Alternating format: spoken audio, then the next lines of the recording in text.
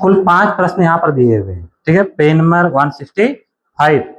पहला प्रश्न ध्यान देंगे, नंबर 1, अतः वायु में गमन करती प्रकाश की किरण जल में तिरछी प्रवेश करती है, ठीक है। मान लेते हैं ये नीचे क्या है, पानी है, ठीक है, और ऊपर में क्या है, वायु है, हवा है। अब कोई प्रकाश किरण जल में तिरछी प्रवेश करती है ऐसे, ठीक है। क्या प्रकाश की किरण अविलंब की ओर झुकेगी या अविलंब से दूर हटेगी? अब ये इसका अविलंब है, ठीक है। अब बताओ इसका वास्तविक जो पथ था, रास्ता था, ये था।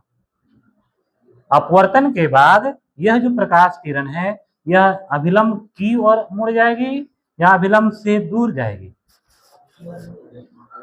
क्या होगा? अविलंब की ओर मुड़ जाएगी, अर्थात ये किरण ये ऐसे निकल जाएगी। क्यों?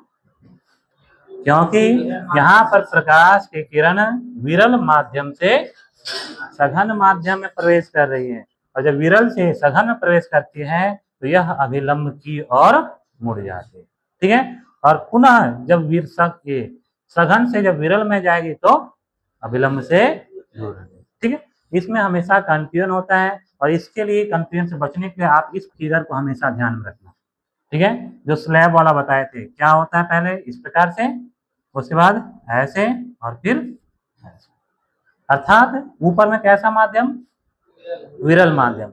जब विरल से सघन में प्रवेश करेगा तो क्या होगा, ये अभिलंब की ओर मुड़ जाएगा, और जब सघन से फिर विरल में तो अभिलंब से दूर हटेगा, ठीक है। इसको हमेशा दिमाग में रखना, इसमें कभी कंफ्यूजन नहीं होगा, ठीक है।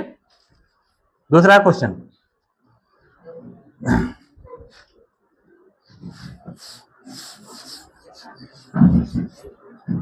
दूसरा प्रश्न ध्यान देंगे, मतलब प्रकाश वायु से 1.5 अपवर्तनांक की कांच की प्लेट में प्रवेश करता है, ठीक है। यानी अपवर्तनांक कितना दिया हो, 1.50। एक कांच है, ग्लास है, उसका रिफ्रैक्टिव इंडेक्स अपवर्तनांक दिया 1.5, इसमें प्रवेश करती है। कांच में प्रकाश की चाल कितनी है? कांच में प्रकाश की चाल, वेलोसिटी इन ग्लास हमको निकालना है, और आपको दिया हुआ है निर्वात में प्रकाश की चाल, अर्थात सी का वैल्यू दिया हुआ है 3 × 10⁸ मीटर प्रति सेकंड, ठीक है। यानी आपको इस ग्लास में उसका प्रकाश का चाल निकालना है, ठीक है। कैसे निकालते हैं, फॉर्मूला क्या होता है, n = c/v। यानी किसी माध्यम का अपवर्तनांक जो होता है वह निर्वात में प्रकाश की चाल और माध्यम में प्रकाश की चाल का रेशियो के बराबर होता है, ठीक है। तो हमें इसका वैल्यू निकालना है, इसको इधर ले आएंगे और इसको, अर्थात v = क्या, c/n। c का मतलब 3 × 10⁸, और इसका अपवर्तनांक कितना दिया हुआ है, 1.5। ये कटेगा कितना बार में, अर्थात वेलोसिटी इन ग्लास, कांच में प्रकाश की चाल कितना हो गया, 2 × 10⁸ मीटर प्रति सेकंड। अगला प्रश्न, सारणी 9.3, आपके किताब में एक सारणी दिया हुआ है 9.3, देख सकते हैं सभी को। इसमें अधिकतम प्रकाशित घनत्व के माध्यम को ज्ञात कीजिए। आपको बताया गया कि किसी माध्यम का जो घनत्व होता है, डेंसिटी होता है, वह उसके अपवर्तनांक पर निर्भर करता है, ठीक है। जिस माध्यम का अपवर्तनांक जितना ज्यादा होगा वह उतना ही ज्यादा सघन माध्यम कहलाता है, अर्थात उसका जो घनत्व होता है वह उतना ही ज्यादा होता है, ठीक है। अर्थात अपवर्तनांक जो है वह समानुपाती किसके हैं, उसके डेंसिटी के, उसके घनत्व के, ठीक है। अपवर्तनांक जिसका जितना अधिक होगा उसका घनत्व भी उतना अधिक होगा। अब आपके किताब में सारणी में देखो बहुत सारे पारदर्शी पदार्थ का अपवर्तनांक दिया हुआ है, ठीक है। वायु, बर्फ, जल, अल्कोहल, केरोसिन, संगलित क्वार्ट्ज, तारपीन का तेल, बेंजीन, इस प्रकार से बहुत सारा दिया हुआ है। अब आप इसमें देखो कि सबसे कम अपवर्तनांक किसका है, वायु का, ठीक है। वायु का अपवर्तनांक कितना है, 1.0003, और सबसे अधिक किसका है, हीरा का है। सबसे अधिक किसका है, हीरा का, कितना है, 2.4, ठीक है। अब आपको यहाँ पर पूछा गया कि सबसे कम घनत्व और सबसे अधिक घनत्व के माध्यम को बताएं, तो जिसका अपवर्तनांक सबसे कम है उसका घनत्व भी सबसे कम होगा। जिसका अपवर्तनांक सबसे अधिक है उसका घनत्व भी सबसे अधिक है। इस प्रकार से सबसे अधिक प्रकाशीय घनत्व किसका है? हीरा का है। और सबसे कम किसका है? वायु। कोई दिक्कत इसमें नहीं।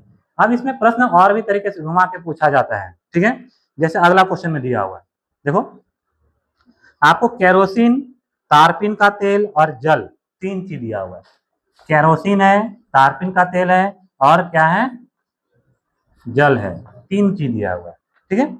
और आपको बोला गया इसमें से किसमें प्रकाश सबसे अधिक तीव्र गति से चलती है, ठीक है। प्रकाश सबसे तीव्र गति से, सबसे ज्यादा स्पीड अर्थात प्रकाश का जो वेलोसिटी है, वेग है, सबसे अधिक किसमें होगा? अब जानेंगे प्रकाश का वेग और उसका अपवर्तनांक दोनों के बीच में कैसा संबंध है। व्युत्क्रमानुपाती है, ठीक है। अपवर्तनांक जिसका जितना अधिक होगा उसका घनत्व भी उतना अधिक होता है और घनत्व अधिक रहने के कारण उसमें प्रकाश का चाल कम हो जाता है, ठीक है।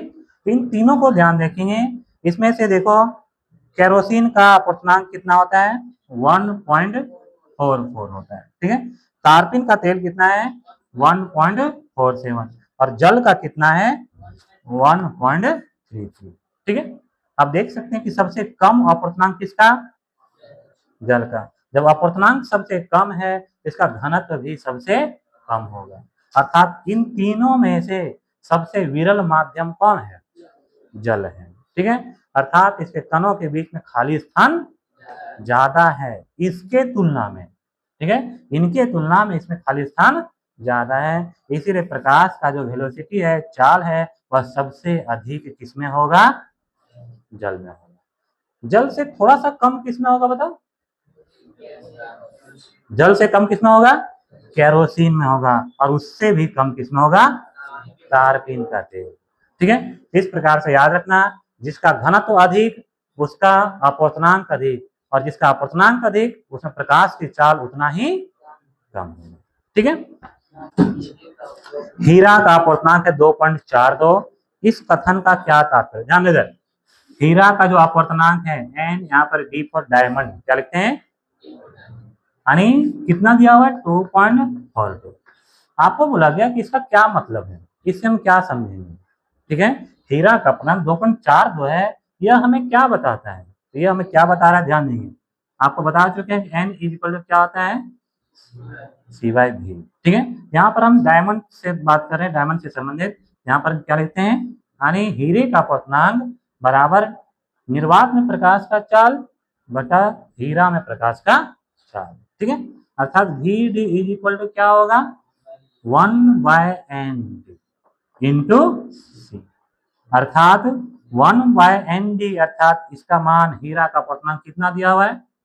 2.42 गुना C, ठीक है। इससे क्या पता चल रहा है बताओ? कि हीरे में प्रकाश की चाल जो है, हीरे में प्रकाश की चाल जो है वह निर्वात में प्रकाश की चाल का कितना गुना होगा? 1/2.42 टाइम्स, ठीक है। यानी हीरा में प्रकाश की चाल निर्वात में प्रकाश के चाल का 1/2.42 गुना है। इसका अपवर्तनांक यही बता।